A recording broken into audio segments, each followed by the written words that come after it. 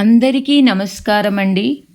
ఈరోజు వీడియోలో ఈ 8 వస్తువులు పూజామందిరములో ఉంటే వెంటనే తీసేయండి, లేదా ఎన్ని పూజలు చేసినా వ్యర్థమే అని, లక్ష్మీదేవి అక్కడ ఉండదని పెద్దవారు అంటున్నారు.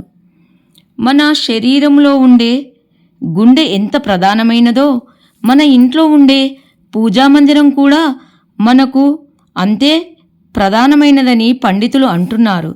అటువంటి పూజామందిరంలో కొన్ని వస్తువులు పెట్టడం ద్వారా మనపై ఆ దేవుని అనుగ్రహము లేకుండా పోతుంది. మనము ఎన్ని నోములు నోచినా, ఎన్ని పూజలు చేసినా, ఎన్ని ఉపవాసాలు చేసినా, భగవంతుణ్ణి తలచినా, ఎన్ని ప్రయత్నాలు చేసినా కొన్నిసార్లు భగవంతుని యొక్క అనుగ్రహము మన మీద ఉండకుండా పోతుంది. ఏ కోరికలు తీరవు, కష్టాలు వస్తాయి. దానికి కారణము పెద్దలు చెబుతున్నారు. ఎందుకంటే మనము చేసే చిన్న చిన్న తప్పుల వలన ఆ దేవుడు మన ఇంట్లో ఉన్న పూజామందిరం నుండి వెళ్ళిపోతాడు. ఎందుకంటే దేవుని శక్తి అందులో ఉండకుండా పోతుంది. ఎందుకంటే పూజామందిరంలో కొన్ని వస్తువులను ఎటువంటి పరిస్థితులలో పెట్టవద్దని పెద్దలు చెబుతున్నారు. ఆ వస్తువులు ఏవో ఇప్పుడు తెలుసుకుందాం. పూజామందిరంలో ముఖ్యంగా దివంగతుల చిత్రపటాలు పెట్టకూడదు. కొన్ని వస్తువులను పూజామందిరములో పెట్టకూడదని ప్రాచీన గ్రంథాలలో ఉందని పెద్దలు మరియు పూర్వీకులు చెప్పినారు. పూజామందిరంలో ముఖ్యంగా మన ఇంట్లో ఎవరైనా చనిపోతే, తల్లిదండ్రులు కానీ మరి వేరే వారు ఎవరైనా కానీ చనిపోతే వారు దేవునితో సమానమని వారి ఫోటోలను పూజామందిరంలో కొందరు పెడుతూ ఉంటారు. ఇది చాలా పొరపాటు. చనిపోయిన వారి చిత్రపటాలను దేవుని గుడిలో ఉంచరాదు. ఎందుకంటే వారు మనకు ఇష్టమైన వారు కాబట్టి దేవుళ్ళతో సమానమే కదా అని దేవునితో పాటు వారిని కూడా పూజించవచ్చునని కొందరు ఉంచుతారు. అలా ఎప్పటికీ ఉంచకూడదు. ఎందుకంటే పితృదేవతలు ఉన్న చోటికి దేవతలు రారు, దేవతలు ఉన్న చోటికి పితృదేవతలు రారు. అందుకే మనము పితృదేవతలకు పూజ చేసేటప్పుడు ముగ్గు వేయము, ఇంటికి తోరణము కట్టము. అందువలన పూజామందిరంలో చనిపోయిన వారి ఫోటోలు పెడితే దేవతలు వెళ్ళిపోతారు. ఎంత పూజ చేసినా ప్రయోజనం లేదు. అందుకని వెంటనే చిత్రపటాలు చనిపోయిన వారివి ఉంటే తీసివేయగలరని పెద్దలు చెబుతున్నారు.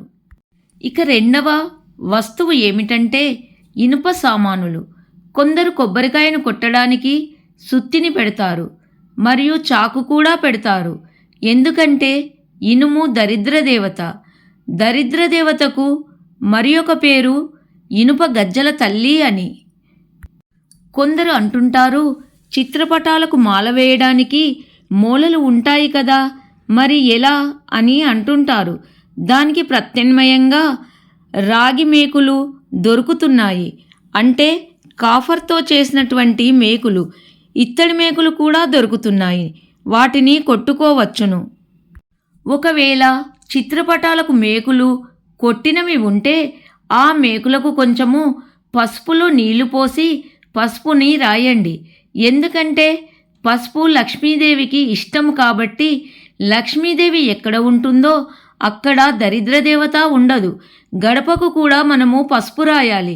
ఎందుకు పసుపు రాయాలి అంటే సైంటిఫిక్గా కూడా చూసుకుంటే పసుపు గడపకు రాస్తే ఆ ఇంట్లోకి బ్యాక్టీరియా కానీ, క్రిములు కానీ, దుష్టశక్తులు కానీ ప్రవేశించలేవు.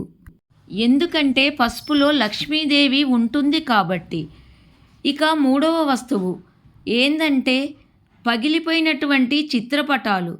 చిత్రపటాల గ్లాసులు పలిగిపోయి ఉంటాయి, ప్రేములు పాడైపోయి ఉంటాయి.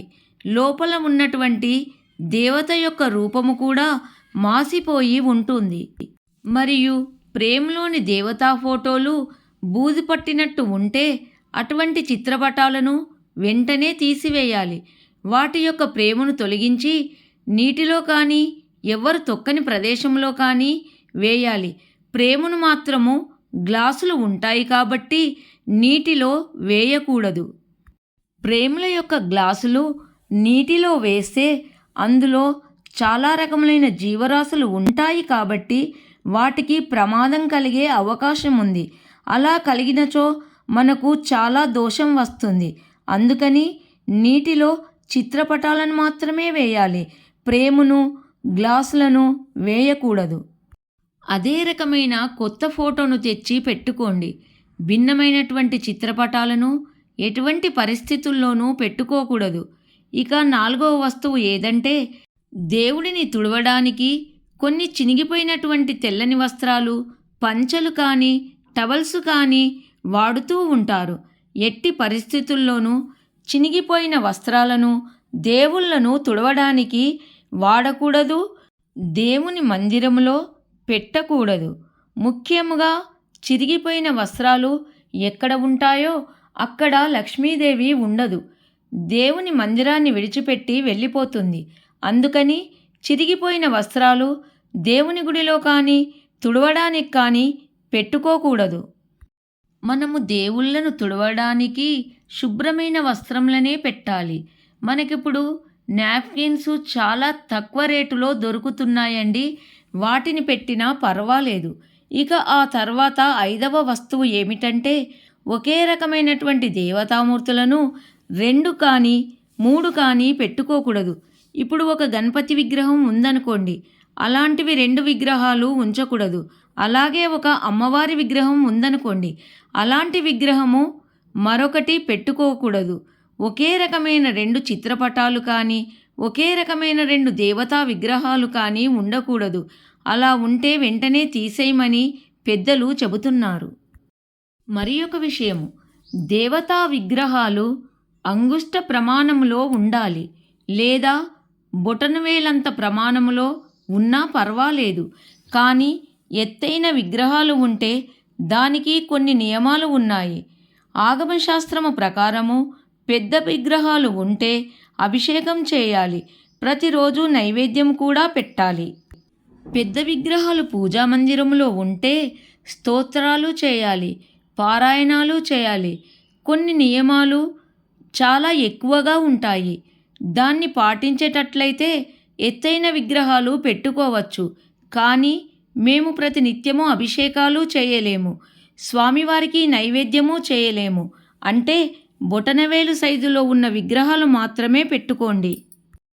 ఆ తర్వాత చినిగిపోయినటువంటి పుస్తకాలను పూజా మందిరంలో పెట్టకూడదు.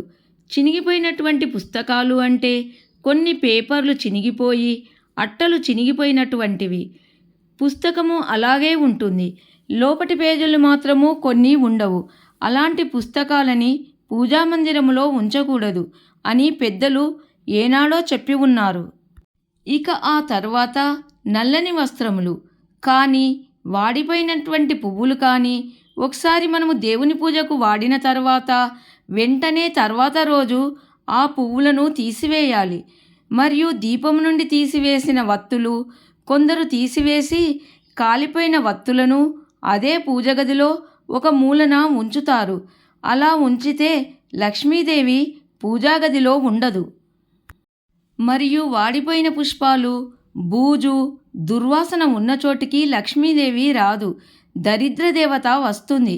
వాడిపోయిన పుష్పాలు, బూజు, దుర్వాసన ఉన్న చోటికి లక్ష్మీదేవి రాదు, దరిద్ర దేవత వస్తుంది. అందుకని పూజా గదిలో ఉంటే వెంటనే వాటిని తీసివేయండి. ఈ వస్తువులు లేకుండా పూజా మందిరాన్ని శుభ్రంగా ఉంచుకోవడం ద్వారా దేవతలు వచ్చి ఆ లక్ష్మీదేవి అనుగ్రహము చేత ఇంట్లో అష్టైశ్వర్యాలు, ఆయురారోగ్యాలు, అన్ని శుభాలు జరుగుతాయని పెద్దలు చెబుతున్నారు. ఈ వీడియో కనుక మీకు నచ్చినట్లయితే లైక్ చేయండి. అందరికీ ధన్యవాదములు.